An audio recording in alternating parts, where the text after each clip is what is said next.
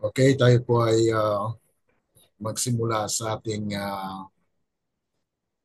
serye, sa ating pag-aaral po dito sa prophetic insight on the book of Revelation. Okay, una sa lahat, tayo po ay papasalamat sa Panginoon na bagamat nakalipas po yung hagupit ng bagyo dyan sa Pilipinas ay ligtas po ang bawat isa at sa araw na ito ay nandito po tayo muli sa pagpapatuloy po ng ating pag-aaral dito sa Seven Trumpet. Ito po ay resumption of what we have left last week. Nanawa ay ito ay maging kapakinabangan po sa atin at maging pagpapala dahil nais po ng Panginoon natin po maunawaan ang mga warning before the final deliverance and salvation of His people in these last days. Sa ating pong pag-repaso at pag-aaral po sa magang ito, akin pong balikan bago po tayo manalangin. Idalangin po natin sa Panginoon na atin pong maunawaan itong ating patuloy na pag-aaral po sa Seven Trumpet. Now, we have studied about the sounding of the trumpets from 1 to 5, 6. Ang 6 po ay pinakahaba po siya na pag-aaral dahil ito po ay panglimang serye, na kung saan ay nais natin na talagang maunawaan po natin ang mga bahagi o sekwensya ng mga pangyayari before pa man tumunog yung seventh trumpet. So these are actually the events. Yung ating pong pag-aaralan ngayon ay ito ay preparation for the great events that will happen, especially with the sounding of the third woe, na kung saan ay doon po sa ating napag-aralan sa fourth trumpet ay binanggit po yung tatlong woo. No? Woo, woo, woo. So yun po yung ating pinagtuunan ng pansin mga kapatid, na itong mga kapighatian na mangyayari sa fifth trumpet, sixth trumpet, and seventh trumpet ay may kaugnayan po sa ating kasalukuyan at hinaharap na mga pangyayari. So ito po yung mga pagtunog ng trumpeta ay may iba't ibang movement po na kung saan ito po ay inumpisahan po sa panahon ni Noah, the Noah's movement.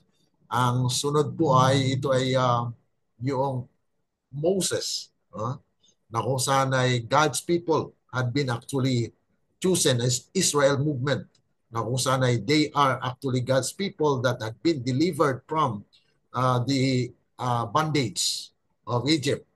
So yan po yung mountain na nagniningas na mayroon po siyang halong dugo. Ano po? Apoy at na kung saan ay napiktuan po ang tatlong bahagi ng dagat. Nito po ay pang third part of the history of the people of God. And then pang ngatlo po ay pagtunog ng tatlong trumpeta ay mayroon pong great star that had fell, na ito po ay nahulog doon sa river, na yung river po ay many nation at yung star po ay representation of the arrival of the Word of God, na kung saan yan po yung pagsulat ni Moses ng kasulatan at maging gabay po sa maraming bansa. Kaya nga po, ito po ay napakahalaga na maunawaan po natin na during that time, they had been actually guided by the Word of God, which is the light of the world, na representahan po ng star. Pagtunog po ng ikaapat na trumpeta, ito po yung transition na kung saan ay maghiwalay sa Old Testament at saka New Testament, which yung tatlong elemento ng solar system, the sun, moon, and star, representing the light that had been actually darkened, na sana ang bayan ng Diyos ay maging ilaw sa sanglibutan. Ngunit it was smitten down and they had been persecuted. They had been actually in captivity by the Babylonian. So yan po yung representation dito na sun, moon, and star had been smitten and becomes darkness. So that is where the Israelites had been rejected as a nation as well. And it will goes to the fifth trumpet na pagtunog po ng ikalimang trumpeta ay ito po yung unang wu na binanggit po sa chapter 4 sa fourth trumpet na kung saan ay ito po yung magkaroon po ng mga kapigatian, especially po sa bayan ng Diyos. Ngunit ganun pa man ay pagtunog po ng kalimang trumpeta ay mayroon pong star na nahulog, okay, with a key, na yung key na yan ay magbubukas po sa liman.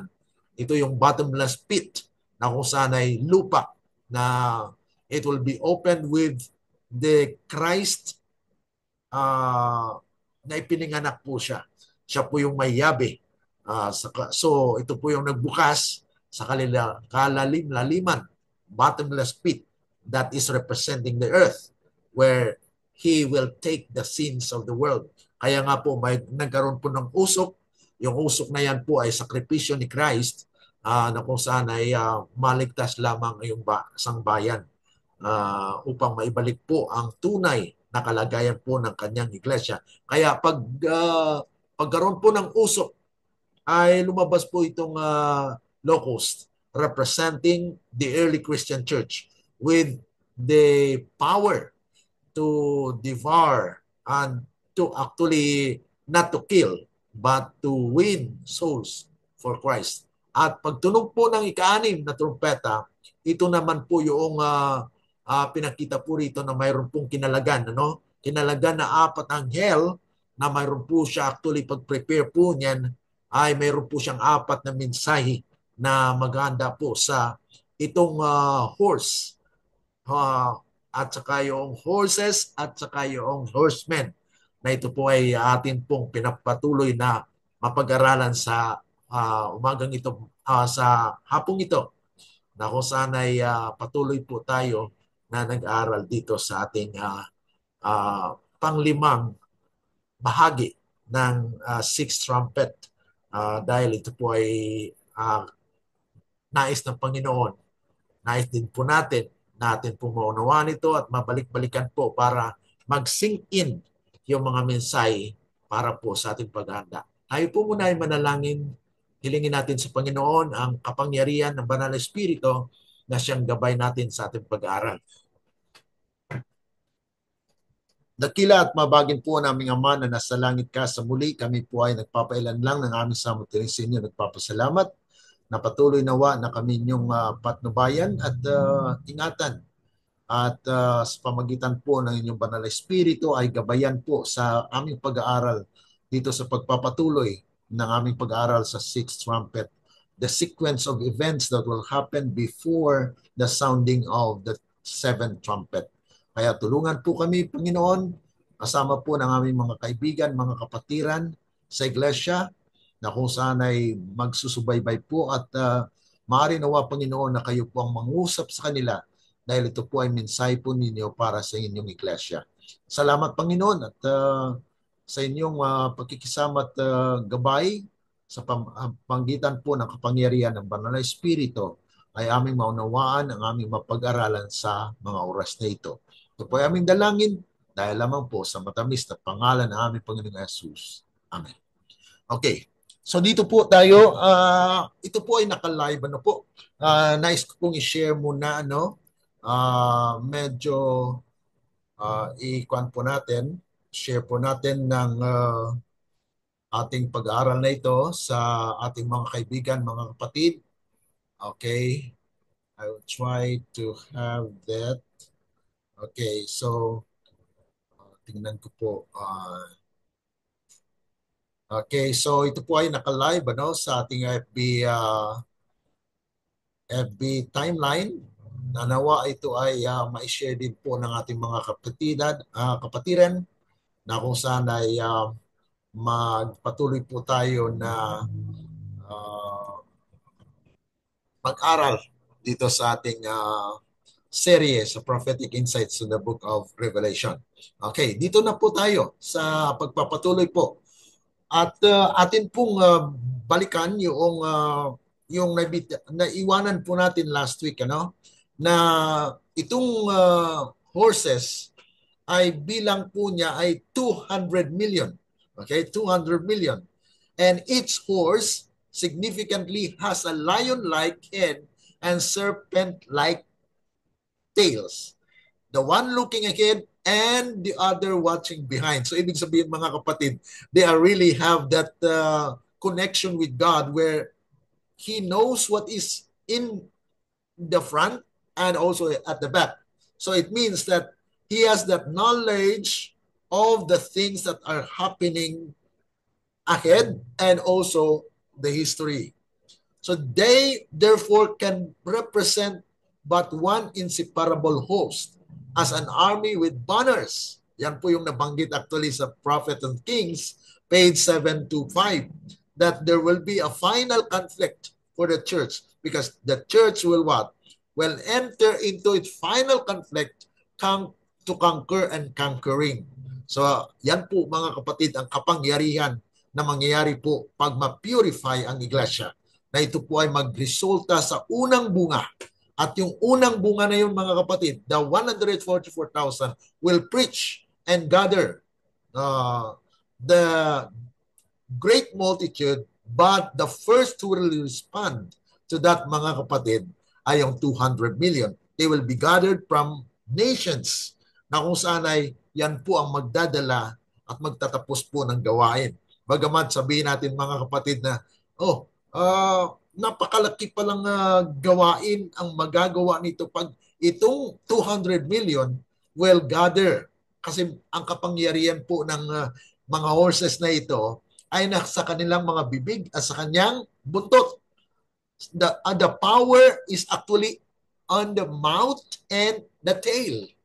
So ang mouth niya mga kapatid ng kabayong ito, mga kabayong ito actually, pero sa picture po nating pinakita po rito sa chart ay representation lang po ng isang kabayo. Ano po? Pero ang nakita po ni John ay pinakita po sa kanya na ito po ay 200 million. 200 million horses with horsemen na representing the gospel worker that will actually preach. Yung pagbuga po dito ng apoy, ng usok at saka brimstone, ayan po ay pagbuga at pag-evangelize the world. Na kung saan ay magkaroon po ng kapangyarihan ng banal na espiritu, yan po yung fire. Yung usok, the righteousness or the death of Christ that will warrant anybody who believe will have eternal life. Yan po yung mensahe doon. And then brimstone, the judgment. At doon na po kasabayan yung judgment for the living. Because those who will accept and will receive the power during that time will no longer die. That's why the tails has a power. Dahil hindi na po sila mamamatay. Ano po? Ayan po yung kapangyarihan na kung saan mangyayari during that time.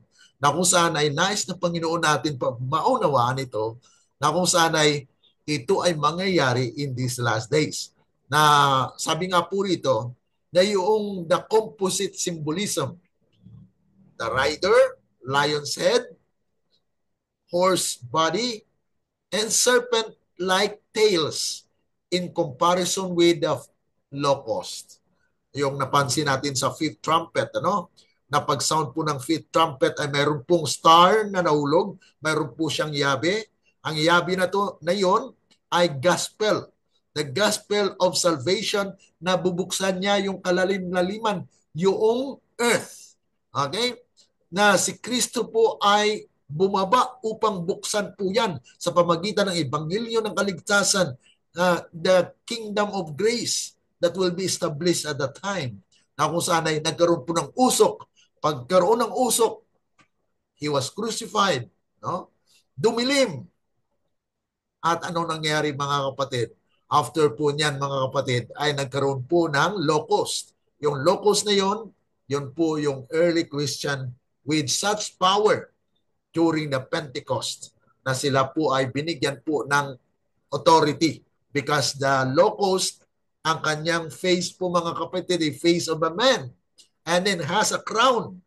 Also, the authority was vested upon the locust. That's actually the time during the Pentecost where God's people had been empowered. At the same time, mga kapatid, yan po yung pagpupunyagi ng bayan ng Diyos at that time. No? And then, nagkaroon nga po ng karanasan hanggang sa ating kapanahunan ngayon na there is actually a trumpet that had been sounded, na pinatunog po yung trumpeta. Ano pong nangyari? Nagkaroon po ng pagkalag. Ang anghel ay nagsabi, kalagan na. Yung apat na anghel, na itong apat na anghel ay meron po siyang fourfold message. An hour, a day, a month, and a year. These are actually the preparation wherein God's people will have swelled into a loud cry. Kaya nagkaroon po mga kapatid ng tinatawag nating 200 million na sa verse 16 po ng Revelation chapter 9. Kaya nga po itong composite symbolism ay nagpapahayag po ito ng karamihan. No? Sabi rito, God's people today shall as invincible horses suffer no harm at any hand. Kaya wala pong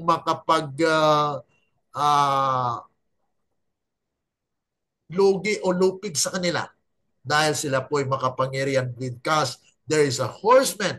Yung horseman na yun mga kapatid is a representation of an angelic host na kung saan ay kasama-sama upang siya ay magdadala din po ng paghukom. Ang sino mang tumanggap ng mensahe during that time will be the tails. Ang tails mga kapatid, that is actually a part of the great multitude na dadami talaga po mga kapatid during that time because nations will invite nations according to prophecy. That is Isaiah chapter 2 verse 4 na kung saan ay mangyari po mga kapatid na nations or princesses will actually invite nations. And so the power of these horses is in their mouth and in a tail because it will be an invincible group of people, army of people na sila po ang magtatapos ng gawain.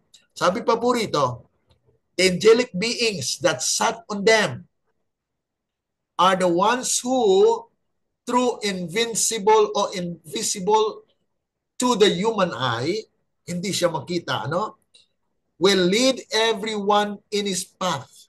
Joel chapter 2 verse 8.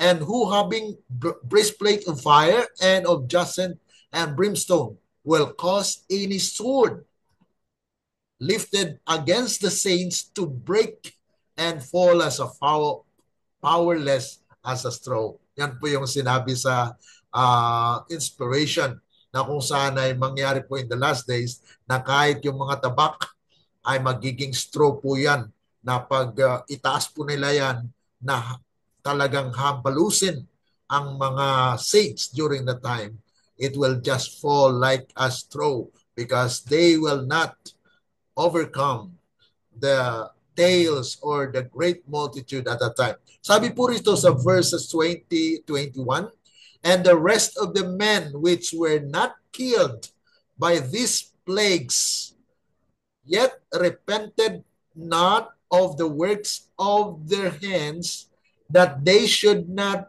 worship devils and idols of gold and silver and brass and stone and of wood, which neither can see, nor hear, nor walk, neither repented they of their murders, nor of their sorcerers. Ibig sabihin mga kapatid, magkasabayan po ang kasamaan during that Sunday law na mangyayari mga kapatid. And the plagues are actually started to fall. Ayon po dito mga kapatid, na kung saan there's a plagues that will actually consume or will devour those sinners because kasama po yan sa warning, na mag-warn po pag nagkaroon ng warning and then people will reject at that time, then insigida, instantly, there is a judgment that will fall upon these people and there will be what? They will be killed. They will be slain. And that is actually powerful because doon po mga kapatid ay mangyari na ang bayan ng Diyos I will have the glory of God. Kaya yun po yung tinatawag nating establishment of the kingdom of glory in a partial state na kung saan mga kapatid ay talagang mangyari po na His people will be powerful because they will be the servants of God na mangyari po na they will overcome all and they are invincible. Hindi po sila matatalo. That's why it was called in this inspiration as the triumphant church or church triumphant. So the fact that the rest of men which were not killed by the fire, smoke, and brimstone. So ibig sabihin itong mensahe mga kapatid ay nakakamatay. Why? Because if those people have heard the message, the power of the Holy Spirit, the smoke, the sacrificial offering of Jesus, and the judgment, then they will be what? They will be killed. And if not repented, then all of them will actually slain. Sabi nga po rito, those who are still not had been killed o hindi po namatay. Sabi po rito, repented not, di po sila nagsisi, is conclusive evidence that in the closing of the events of the sixth trumpet and in the beginning of the events of the seventh, the work of the gospel is to be finished. Kaya yung mga kapatid, na kung saan ay between po nito, mga events, the closing events of the sixth trumpet, there is actually the closing work for the world. Na kung saan ay alam natin na closing work for the church is the sealing of the 144,000. And when His people, during that time, the loud cry, will preach the message at mangyari po na yung hindi nagsisi sa kanilang mga kasalanan will be slain during the time of the plagues. Ang hindi lahat po mga kapatid na hindi mamatay doon will be slain by the glory of Jesus soon return. Yan po man nasasaad po sa banal na kasulatan. Kaya sabi po rito, in the days of the voice of the seventh angel, when he shall begin to sound, the mystery of God shall be finished. So ibig sabihin mga kapatid, pag magtunog na po ang ikapitong trompeta, tapos na po ang misteryo ng kaligtasan ng tao. So ibig sabihin mga kapatid, we are truly in the sixth trumpet. Yan po ang ebidensya na nandito po tayo ngayon sa sixth trumpet. Nakabahagi po tayo dyan. Kaya mayroon pong fourfold message. Ano po yung fourfold message? An hour of judgment, day of vengeance, month of the outpouring of the Holy Spirit during the Pentecostal power, the second Pentecost, and then the fourth message is actually the day of Jubilee. That is the Feast of the Tabernacle, that the kingdom will be established. And those harvests, the first harvest, the 144,000 will stand on Mount Zion with the Lamb. At yun po mga kapatid, yung talagang sinasaad po yan sa banal na kasulatan, especially when we go through with the study of Revelation chapter 14. But right now, we are actually studying chapter 9. Okay? And we are going through chapter 10 and 11 because these are actually the chapters that talks about the seventh or the sixth trumpet. Okay? And it says here, then it will be said, he that is unjust. Yan mga kapatid, pag magtunog na talaga yung trumpeta na yun, those who are unjust will be just. The unjust will be unjust. So ang righteous become righteous still, but the unrighteous will become and righteous still. So yan na po yung talagang close of probation. Pagtunog po ng ikapitong trumpeta na yan. Kaya dito po ay ating mapag-aralan. Kaya doon sa ating invitation, mga kapatid, I invite that we will be digging up the events to take place before the seventh trumpet sounds. Yan po yung ating pinag-aralan ngayon.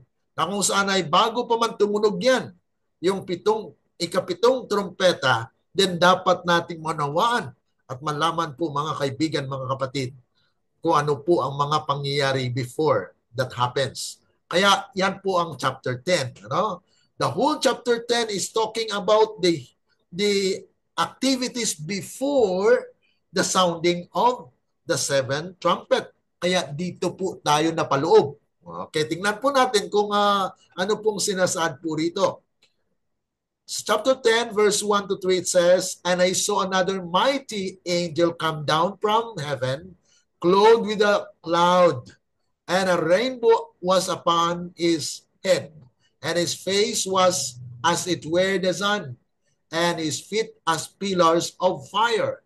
And he had in his hand a little book open, and he set his right foot upon the sea, and his left foot on the earth, and cried with a loud voice, and when the lion roared." Atin pong mapapansin, mga kapatid, yung pag-roar ng lion dito, na kung sana ito po yung kaganapan na mangyayari po na bago pa man tumunog ang ikapitong trumpeta ay mayroon na pong kapangyarihan na umuungal, na kung saan yan na po yung the Lion of the tribe of Judah will stand on Mount Zion, na kung saan ay yan po yung pagtatayo ng kanyang kaharian in these last days, na kung saan ay nais na Panginoon natin pong umunawaan ito. Ayon po sa inspiration, ano pong ibig sabihin nitong mighty angel? The mighty angel, he who set his right foot upon the sea and his left on the earth, and who instructed John to eat the book, has been long understood to represent the message which was proclaimed on both land and sea worldwide by William Miller and his associate. So therefore, mga kapatid, itong pangyayari pala noong 1840s, sa panahon po ni William Miller, ay nakatala po sa chapter 10. At yan po ay naglalarawan lamang na kung saan ito na po pala yung katuparan ng pagtunog or period of the time where the trumpet of the sixth angel is sounding. Na siyang pagtunog po ng pinapatunog po yung trumpeta. Ang trumpeta na yan, mga kapatid, ay mensahe that will prepare God's people in this last day. Kaya sabi rito, culminating in the disappointment of 1844. This subject is treated more fully in the tracts that are been distributed actually, mga kapatid, na kung saan ay nababasa po natin sa tract number 6 yan, Why Perish? Na nais ng Panginoon na maunawaan po natin. If you want that copy, mga kapatid, you can just ask for it and we will send you that tract number 6, which discussed about the great disappointment that happened, na kung saan ito rin po ay paghahanda na kasama po yung warning sa sixth trumpet. Ano? The surprising or surpassing joy with which the all-engrossing thought that Christ was coming in the autumn of 1844 AD possessed the believer then. So, yun po pala, mga kapatid, yung kaganapan sa kapanahonan ng 1844 ay yun pa po yung saklaw ng ika-anim na trumpeta. At hanggang ngayon, so it's still ongoing.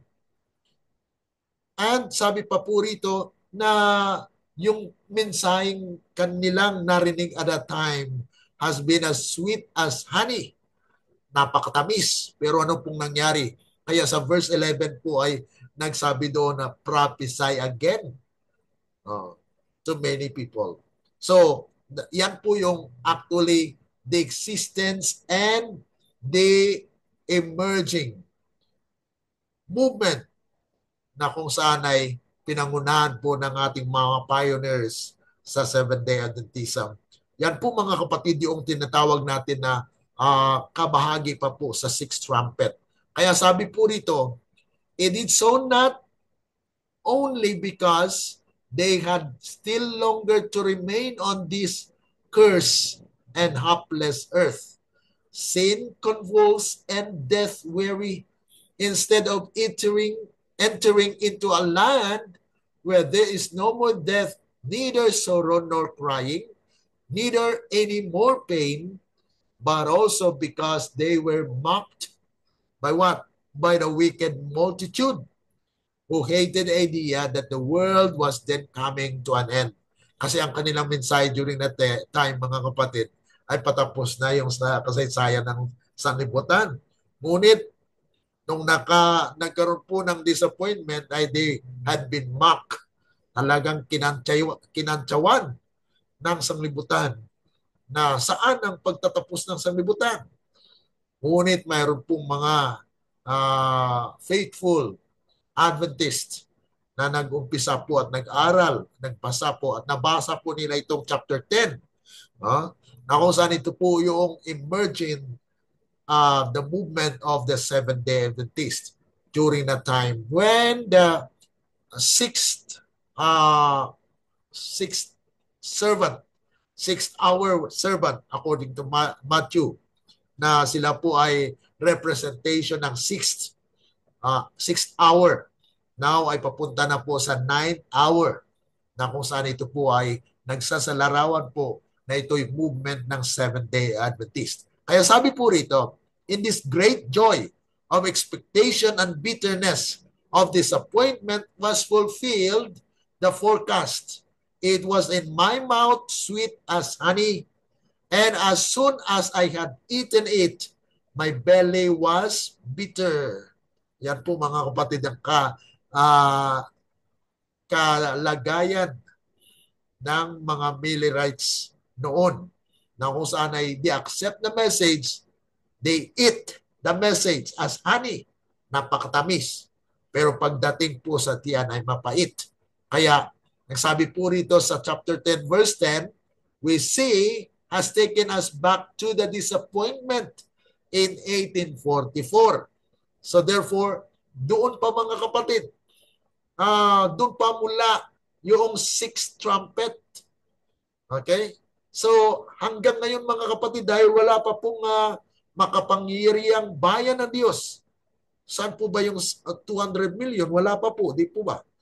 Dahil kung ito ay na-fulfill na, then there is what we call that existence of the 200 million na kung saan ay ito po yung pagtatapos ng gawain.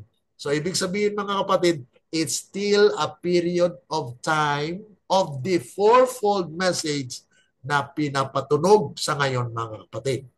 Also we see that verse 10 and 11 are sequential. Na magkasunod po yan. No? Pagkatapos na sila po ay nakumain ng mensahe sa Daniel chapter 8 verse 14, ano pong nangyari? Nagkaroon po ng disappointment at napakapait. Kaya nga po, sinabihan sila na prophesy again. Kaya mayroon pong prophetic organization that had been established at that time, ang Seventh-day Adventist. Yun po yung emergence of the Seventh-day Adventist. So kasama po tayo sa pagpapatunog nitong ika-anim na trumpeta, na ito ay mensahe ng paghanda para po sa kagilagilalas at napakahalagang mga propesiya na mangyayari in these last days. Kaya obviously, the latter must therefore carry us on to the next great event which was to take place, which was to bring light, hope, and courage to the then disheartened church of God. Says John concerning the angel's prediction of what was to follow. Ito na po yung sinabi ko sa verse 11. Ano po? And he said unto me, thou must prophesy again before many peoples and nations and tongues and kings. Kaya ito po mga kapatid, napakalaga na maunawaan natin na itong sixth trumpet pala ay nandun na yung napaloob. Napaloob po tayo doon. Kaya ito po ay pagpapatuloy ng mga mensahe na naghahanda po sa 200 million. Pero ganun pa man mga kapatid, alam natin na before that happens, the church must be purified. Kasi hindi po madagdagan ang iglesia maliban kung ang iglesia ay malinis. Kaya gusto ng Panginoon ng church po ang malinis. Kaya to correct their misunderstanding, kasi na-misunderstood po yung 1844 na October, na kung saan sabi nga po sa kanilang pagkaunawa na darating si Kristo sa lupa. Ngunit yun po ay hindi pala. That it was actually not the fulfillment of Christ coming on earth, but it is the fulfillment of the coming of Christ onto the most holy place, na yun po pala mga kapatid yung linisin. Dahil ang record doon sa Book of Life will be investigated. Kaya nga po pinakita po yan sa vision. Kaya sinulat po yan mga kapatid sa unang vision ni Ellen G. White, na yun po lang ang purpose ng pag-organize ng Seventh-day Adventist, to gather the first fruit, the 144,000. Pero ano nangyari mga kapatid sa ating church? Nag-cast ng net at kasama po ang mga hindi dapat ipasok ay nakapasok. Saan? Sa iglesia. Kaya nga po ito po yung tinatawag natin na the casting of the nets, and there is actually a separation. Mayroon pa po pangyayari na pagkatapos mo makas yung net, ay pagdating po sa seashore, ay tanggalin po yung tanggalin nyo ang mga butete o anong mga isda na hindi dapat kainin. So yun po yung paglilinis. So saan po yan mangyayari? Okay, mangyayari po yan dahil ang pangalan po, pangalan po ng mga namatay mula pa noon ay pag-usisain. And then those who are not fit to retain in the book of life will be what? Will be cast away. Their names will be transferred. Okay? Na kung saan hindi sila mananatili, hindi sila magkaroon ng buhay na walang hanggan. Kaya by the time it was understood that the statement, the sanctuary shall be cleansed, did not mean that Christ was to cleanse the earth in 1844, but rather that in fulfillment of Daniel 7, 9, 10, he was to cleanse the heavenly sanctuary. So this is the very event which opened the seals and sounded the trumpets. Yan po mga kapatid. Yan po yung talagang tunay na kahulugan nito. And which, as we have seen, John was told would be hereafter. Na kung saan ang kaganapang ito ay mangyayari pagkatapos. Okay? So, possessed of this understanding, a small group of believers who later called themselves Seventh-day Adventists. Okay, so ito na po yung emergence ng Seventh-day Adventist. Organized into a body and zealously moved on with the prospect of in view of gathering the servant of our God. Ito na po yung sinasabi ko, na ang purpose pala ng ating church is actually to gather the 144,000. Okay? So this work appeared to them to be an overwhelming great task, and it met with ridicule on every side. Pero ito po ay pinagtawanan. Bakit po? Actually, ang karamihan po ng mga pioneer talking about the 144,000 din. No? Kung atin pong usisahin yung mga writers of our ng mga pioneers, ay karamihan po sa kanila mention about the 144,000. And they are expecting to be with or to be among the 144,000. Na kung saan ay namatay na lang sila na nagkaroon ng pag-asa. Na kung saan ay kahit si Ellen G. White ay binigyan ng pag-asa. Anong pong pag-asa? Dahil sinabi po sa kanya ng anghel, accompanying angel, na sinabi ni Ellen G. White sana, I'd like to stay here. I want to be here. But the angel bid him and said, no, if you are faithful, go back to earth because you have things to be done. And when you will be faithful, you will be with the 144,000. Ibig sabihin mga kapatid, yun po yung pag-asa. Na hindi po siya kabilang, kundi kasama. Pag sinabi natin among is actually kasama or kabilang. You will be among the 144,000. Pero pag sinabing kasama, ay hindi po siya kabilang doon. So maaari na sila ay resurrected saints. Na kung saan ito po yung matagal na pinag-usapan at naging debate, debatihan po ng mga Adventista na sabi po nila, bakit dumami ang Seventh-day Adventist kung ang purpose ng church natin ay to gather the 144,000? Because the fulfillment of the prophecy ay hindi pa po lubos na naunawaan ang mga propesya na kung saan ay mayroon pong tinatawag na first cropping and then the second cropping. Yung first cropping ay mangyari po sa ating iglesia na kung itong ating iglesia ay nag-gather po. Ngunit mayroon po siyang mga tares na kasama doon dahil nag-asik ng binhi nga mga kapatid. Pag-asik ng binhi ay nakatulog yung mga alagad. And then ano pong nangyari? Dumami, nag-asik din ang kaaway.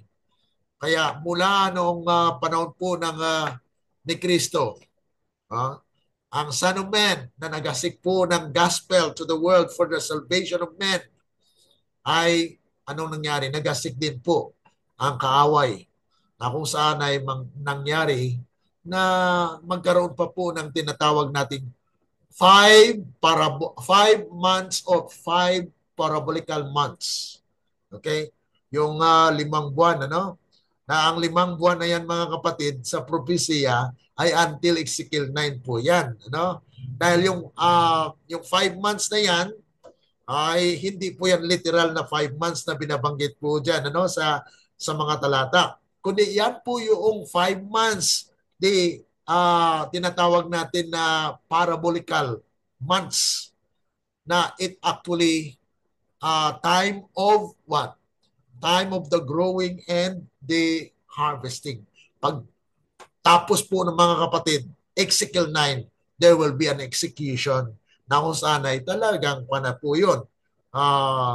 It will be in the kingdom. Kaya sabi po rito, may mga pinaunawa po sa atin ito na binanggit ko na tungkol sa net. Ano po? Sabi rito, sa the kingdom of heaven is like unto a net that was cast into the sea and gathered of every kind, which when it was full, when the prospective number was made up, they drew to shore and sat down and gathered the good into vessels and cast the bad away. Ito po mga kapatid, yung vessel dito ay ang kingdom.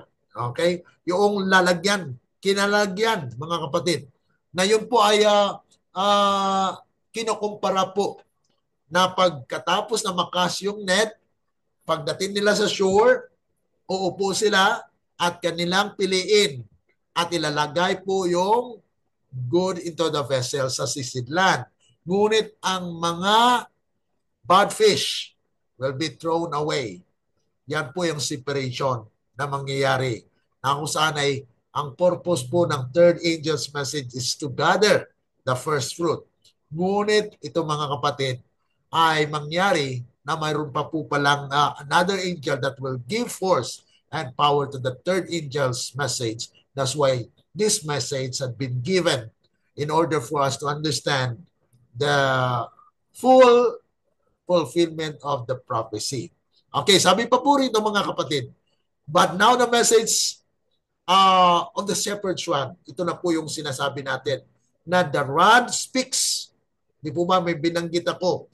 Micah chapter 6 verse 9, that the Lord's voice crieth in the city, and a man of wisdom shall say thy name. Hear ye the rod. Yan na po mga kapatid. Ang tungkod ay nagsalita. Micah 6:9. Hindi po yan mensahe kung kanino nang galing, kundi yan po ay sa prophecy. Micah chapter 6 verse 9. Na kung saan ang rod, ang tungkod, ito po ang power of God that will draw His people, gather His people, na kung saan ay ito po ang nagbalik na mensahe of the fourth angel's message that was rejected in 1888.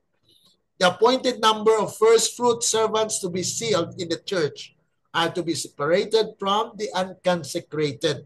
Kaya ang nagsiseparate dito mga kapatid, hindi yung tao, kundi ang Diyos mismo sa pamagitan po ng anghel ng katotohanan, na kung saan ay siya po ang naglalagay ng tanda.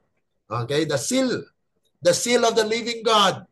The seal of the living God is actually, according to Ephesians chapter 9 chapter 1 verse 13 and chapter 4 verse 30, the spirit of truth. Kaya kung ang katotohanan po ay namayani sa ating mga buhay, ang katotohanan po ang nagbibigay sa atin ng lakas na mamuhay na ngayon po sa kanyang kalooban. Yan po mga kapatid ang tunay tumpak na mga mensahe na nais ng Panginoon, na hindi po ang tao ang naghiwalay. Okay? Kundi sa katotohanan, kaya we worship God in truth and spirit and truth. Kaya sabi po rito, and the number to be sealed being small, much smaller than the number of the membership, it sadly reminds us that therein are many tares. Maraming mga panirang damo sa loob ng iglesia. Inasmuch as the paramount purpose and hope of the Seventh-day Adventist denomination from its outset has been to gather. Ito na yung sinasabi ko, no? Na ang purpose pala ng church is to gather the 144,000. It should be more conversant that this subject than with any other. Ready are ways to give an answer to every man that asketh a reason of its hope. Kaya ito po yung pag-asa ng iglesia. The door of hope. Atin po na pag-aralan sa ating Sabbath School lesson din na last week.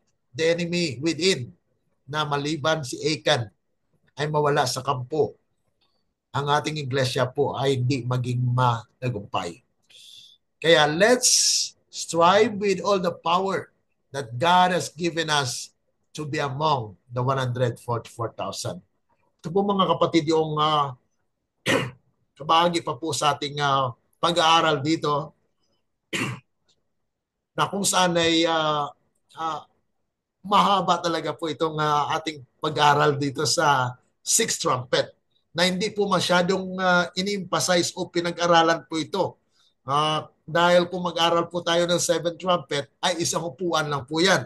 Pero dito po sa ating prophetic insights on the book of Revelation ay atin pong hinihimay-himay, isa-isa, para lubos nating maunawaan mga kapatid, para po sa ating mga kapatiran Seventh-day Adventist. Because this message was intended for everyone, for Seventh-day Adventist. At kung mayroon ba pong na mga non-Adventist na nakasali, praise the Lord, na kayo po ay tatawagin din ng Panginoon. Hindi po natin na husgahan ng sino man, kundi patuloy natin pong inaasahan na ang tinawag po ng Panginoon will be gathered at sila po ay makakaunawa ng salita ng ating Panginoon. Dahil ito pong mga mensaheng ito ay para po talaga sa kanyang mga pinili. Okay, sabi po rito, sadly though, it is not. Instead, it is more ignorant of who and what are the 144,000. Kaya ito po yung nangyayari sa ating iglesia ngayon, na most of our members believe that the 144,000 is what? Symbolical number. Pero mga kapatid, sa propesya, number is a number, not a symbol. Okay? Bagamat sabihin natin yung 7 has its equivalent as a perfect number. Pero number pa rin po siya. Katulad po ng 7 churches, di po ba? Yung 7 churches ay talaga 7 yun. From Efeso up to Laodicea, so 7 siya. So literal number, pero ang application niya mga kapatid is not literal. Okay? Gaya sa prophecy mga kapatid, yung 144,000, number po talaga yon, ano? Literal number. Pero yung application po niyan, dahil alam natin ang Israel of old had been rejected, therefore, the Israel that was mentioned there in verse 4 of Revelation 7 actually representing the modern Israel, which is the Seventh-day Adventist. And we believe as the Seventh-day Adventist, we are assured of our salvation because Christ offered the grace. Biyaya. Kaya biyaya po, walang makapagyayabang na sila po ang gumawa nito, kundi ang Panginoon po ang siyang tataas. Dahil there is no other name that is worthy of our praise but only the Lord Jesus Christ. Kaya sabi po rito na, and what is still sadder, many of its teachers were refusing to accept this most startling revelation. Kita niyo mga kapatid, yan po ay nasulat na sa Inspiration, Testimonies to Ministers 445, na yan po ay talagang yung pinakita doon na ito ay hindi tatanggapin ng karamihan. And now insisting that the knowledge of the subject is not essential to their soul salvation. Kasi sabi nila, hindi naman importante yon. Ang importante, basta nakakay Kristo ka, yes. If you are in Christ, then you must understand this one. Because this is the word of Christ. Eh kung atin pong ni-reject, then we rejected Jesus Christ. Kaya sabi rin mga kapatid na ang sino mang nag-reject ng katotohanan ay nag-reject kay Kristo. Because sabi ni Kristo mismo siya po yung sabi, I am the way, the truth, and the life. So ang truth po ay tinanggihan natin. Sino ang tinanggihan natin? Si Kristo, hindi si Brother Glenn. Ano? Kaya nga po ito ay klaro natin pong pinapahayag po dito on air na wala po tayong kinatatakutan, kundi takot po tayo sa Panginoon na hindi natin magawa ang ating responsibilidad. Kaya this is a work where God has intended for His ministers to be preaching. Pero saan mga kapatid? Ito po ay invitasyon sa ating mga theologian na dapat pag-aralan po yung pag-aaral na mayroon pong tinatawag nating prophetic insights from the inspiration. And therefore, and thereby they are saying that they are rich and increased with goods and have need of nothing, thus implying that God has put a non-essential subject in the Bible. Thus, they are self-doomed to remain wretched, unhappy, and miserable, troubled, and poor in need of truth, and blind, benighted, and naked without the righteousness of Christ, and consequently to reject the words. Ano pong reject dito? I counsel thee to buy. Kaya ito po yung rejection nila, na they are counseled to buy gold tried in a fire. Ano po yung gold dito? Gold tried in a fire, according to the spirit of prophecy, is actually the faith and love.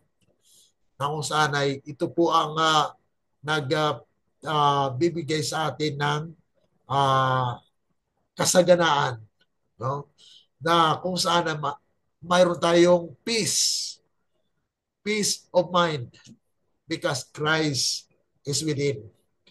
And sadder yet, even after our brethren are plainly shown that the 144,000 are the first fruits, and that the second are still to be gathered in, they refuse to be convinced, obstinately following on in their fatal steps, which from the very beginning have led into the ditch every leadership and the revelation of a new message. Yun po ang nagtangay sa mga leaders ng mga iglesia na hindi po sila sumunod doon sa progression of the truth. Kaya yung Lutheran pa rin. Yung Baptist pa rin. Methodist pa rin. Yung iba't ibang mga katotohanan ay nananatili po sila doon na hindi nag-grow. Failing as a natural sequence, to grasp the fact that the angel said, "Thou must prophesy again before many peoples." So ang Seventh-day Adventist, mga kapatid, intended for many peoples, but not all. Kaya itong fourth angel's message, mga kapatid, is actually for all. Kaya it prepares the church for purification, and then when the purification comes, then his people will be what? Working the triumphant church. So ang kasunod nito, mga kapatid, atin munang itigil ngayon. Okay, bukas po, idagdag po natin ito about the deplorable condition of our church. Na ito po ay kasama sa warning dito sa sixth trumpet. Sa ika-6 na trumpeta ay kasama po yan sa warning. Kaya dapat po nating isa-isahin. Kaya ito po yung talaga purpose ng ating pag-aaral sa prophetic insight. Mayroon po tayong aklat niyan, ano? Na all of the discussion here in our online, we have a book that will be ready if we want. Then may God bless that we can produce them in Tagalog and in English. I have already I have sent some of these copies in the Philippines sa ating mga leaders. Actually, 7 po yung nabigyan ko noon, pero English. Pero we are praying that it will be actually translated into Tagalog or Filipino, so that those who wants to avail and want to teach and share, then you can avail that one. By God's grace, God will supply our needs. And I believe He will, because He is the owner of everything. Ano? So, sa ating pong pagtatapos ay tayo po ay manalangin para po sa bibigay lugod pasalamat sa ating Panginoon dahil sa pagkakataong ito. At kung mayroon po kayong mga katanungan sa online at sa YouTube po na sumusubaybay, ay maaari lamang pong ipaalam, ano? Isulat lang po ninyo at let me know. And then we can reply, or we can actually respond according to what is necessary. Let's pray.